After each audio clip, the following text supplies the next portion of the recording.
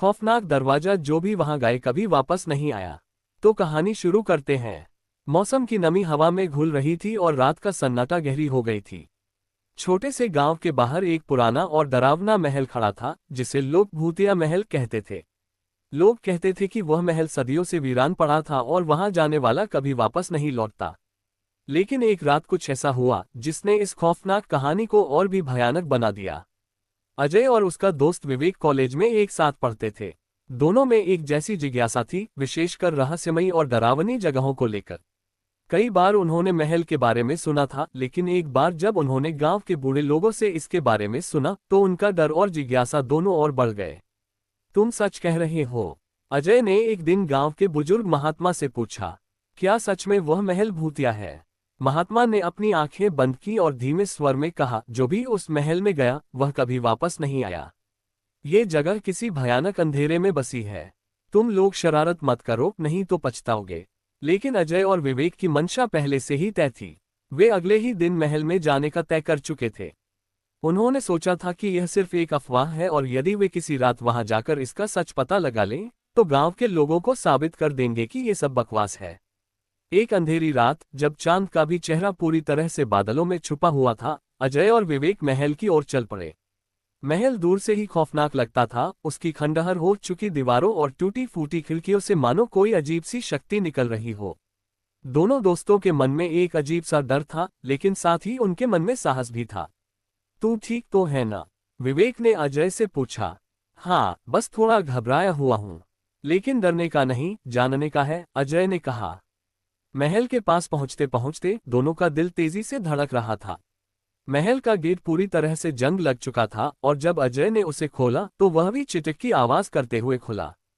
अंदर की हवा बहुत भारी थी और एक अजीब सी ठंडक महसूस हो रही थी। महल के अंदर घुसते ही अजय और विवेक को एहसास हुआ कि यह जगह न सिर्फ डरावनी है, बल्कि कुछ और भी गहरी और रहस्यमयी है। दीवारों पर सफेद काई की परत चढ़ी हुई थी और फर्श पर धूल की मोटी परत जम चुकी थी। कोई आवाज नहीं थी, बस खामोशी का एक सन्नाटा छाया हुआ था। वे दोनों धीरे धीरे महल के अंदर बढ़े। हर कदम पर उनके दिल की धड़कन तेज होती जा रही थी। अजय ने एक दीवार को छुआ और उसे जैसे ही हाथ लगाया, एक अजीब सी खटकी आवाज आई। अचानक कमरे की रोशनी कुछ पल के लिए मंद पड़ी, फिर वापस सामान्य हो गई। विवेक का चेहरा सफेद हो गया था। उसने अजय से कहा, क्या तुमने वह सुना? अजय ने सिर झुकाया। हाँ, पर यह सिर्फ हवा का असर होगा। चलो और अंदर चलते हैं। वे दोनों एक बड़े हॉल में पहुंचे। हॉल में एक बड़ा सा झूला लटक रहा था, जो बिना किसी हवा के खुद ब खुद झूल रहा था। कमरे की दीवारों पर कुछ पुरानी पेंटिंग्स टंगी हुई थीं, जिनमें अजीब से चेहरे उकेरे गए थे। अचानक एक तेज खौफनाक आवाज आई, जैसे कोई चीख रही हो। विवेक ने घबराकर पूछा, यह क्या था? अजय ने कहा, तुम सोच रहे हो कि यह सिर्फ हमारी कल्पना है।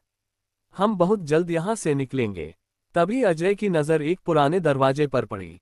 वह दरवाजा बिल्कुल अलग था। बाकी सारे दरवाजों से यह काफी बड़ा और मजबूत था और उसकी लकड़ी पर किसी अजनबी भाषा में लिखे हुए शब्द थे।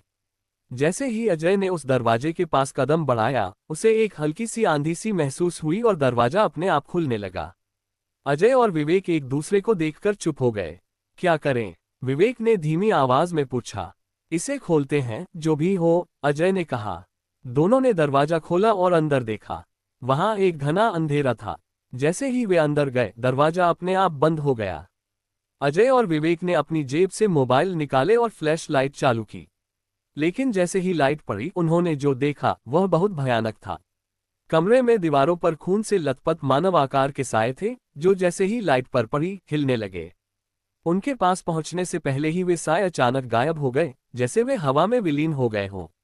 क्या चल रहा है? विवेक कांपते हुए बोला। ये सब कुछ सच नहीं हो सकता, अजय ने कहा। हम एक खतरनाक जाल में फंस गए हैं। जैसे ही वे वापस पलटने लगे, अचानक दरवाजा फिर से बंद हो गया और इस बार दरवाजा बंद करने का कोई तरीका नहीं था। उनकी कोशिशें नाकाम हो रही थीं। कमरे की रोशनी धुंधली हो चुकी थी और फिर से चीखें सुनाई देने लगी। यह आवाजें किसी इंसान की नहीं, बल्कि कुछ और की थीं।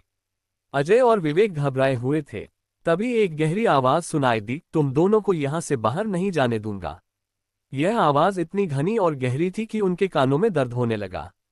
अचानक कमरे की हवा ठंडी हो गई और अजीब सी गंध फैलने लगी।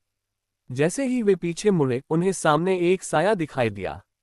वह साया धीरे धीरे उनकी ओर बढ़ रहा था और उसकी आंखें लाल हो चुकी थीं। यह क्या है? विवेक डर के मारे चिल्लाया। अजय का दिल दहला हुआ था, लेकिन तभी वह साया अचानक गायब हो गया। वे दोनों सकते में थे। अचानक एक तेज गड़गड़ाहट के साथ महल की सारी लाइट्स बंद हो गईं। चारों ओर घना अंधेरा छा गया। हम यहां से नहीं निकल सकते, अजय ने कहा। अजय और विवेक अब पूरी तरह से भयभीत थे। वे दोनों हाथों में हाथ डालकर बाहर निकलने की कोशिश कर रहे थे, लेकिन हर दिशा में सिर्फ अंधेरा था। फिर अचानक एक हल्की सी रोशनी दिखाई दी। दोनों ने उसे देखा और दौड़ पड़े। वह रोशनी एक पुरानी सी सीढ़ी के पास से आ रही थी, जो नीचे की ओर जा रही थी। वे दोनों सीढ़ियां उतरने लगे, लेकिन जैसे ही वे नीचे पहुंचे, वहां एक खौफनाक दृश्य था। महल के सबसे नीचे एक पुराना कक्ष था, जिसमें मानव कंकाल पड़े हुए थे। और वहां एक व्यक्ति खड़ा था, जो पूरी तरह से सफेद कपड़ों में लिपटा हुआ था। उसकी आंखों में एक अजीब सी चमक थी। तुम दोनों को यहां से नहीं जाने दूंगा, वह व्यक्ति बोला, और फिर वह गायब हो गया। अजय और विवेक समझ नहीं पाए कि उन्होंने क्या देखा। महल में कुछ ऐसा था जो इंसान के बस से बाहर था। अजय और विवेक को महल से निकलने का कोई रास्ता नहीं मिला। वे दोनों वहीं रह गए, महल के भीतर के अंधेरे में खो गए। गांव के लोग आज भी उसी तरह डर से उस महल के पास नहीं जाते। और जिनसे कोई उस महल में जाने की कोशिश करता है, वे कभी वापस